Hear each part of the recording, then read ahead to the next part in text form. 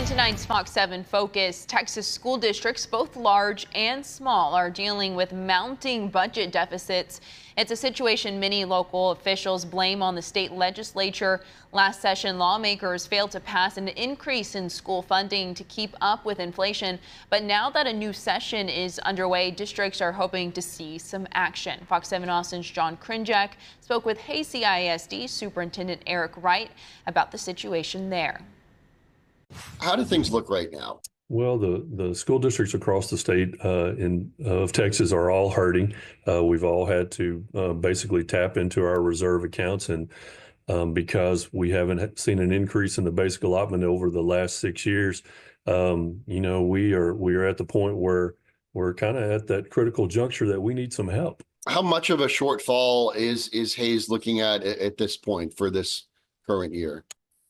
This current year, we adopted about a $6 million deficit budget. And I understand that you guys kind of had to be a little resourceful, right? I understand it could have been bigger than that, right?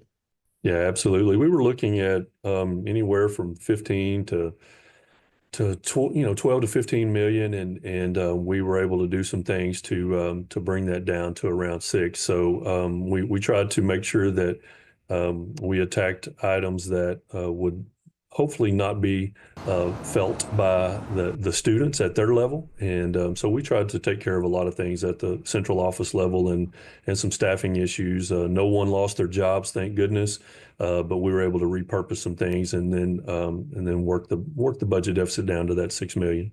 What have been kind of the biggest impacts from what's going on at the Capitol? You mentioned the basic allotment with not moving something forward on school funding.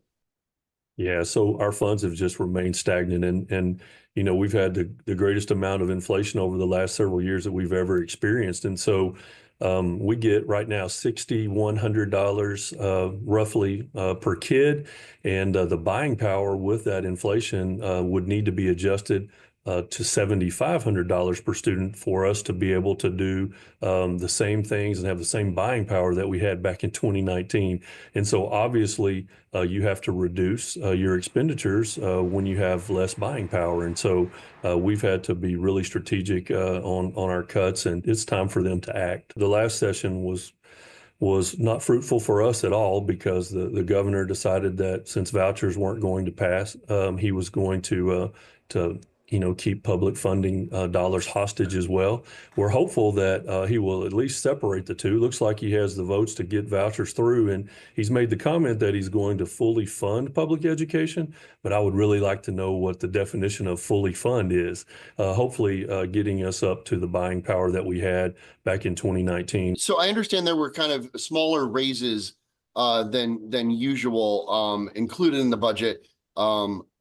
You were able to give raises, but not what you might have.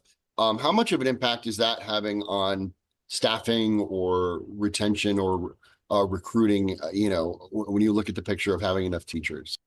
Well, our board made the strategic decision to take money out of the fund balance over the last 5 years to make sure that we tried to keep up with inflation the best we could.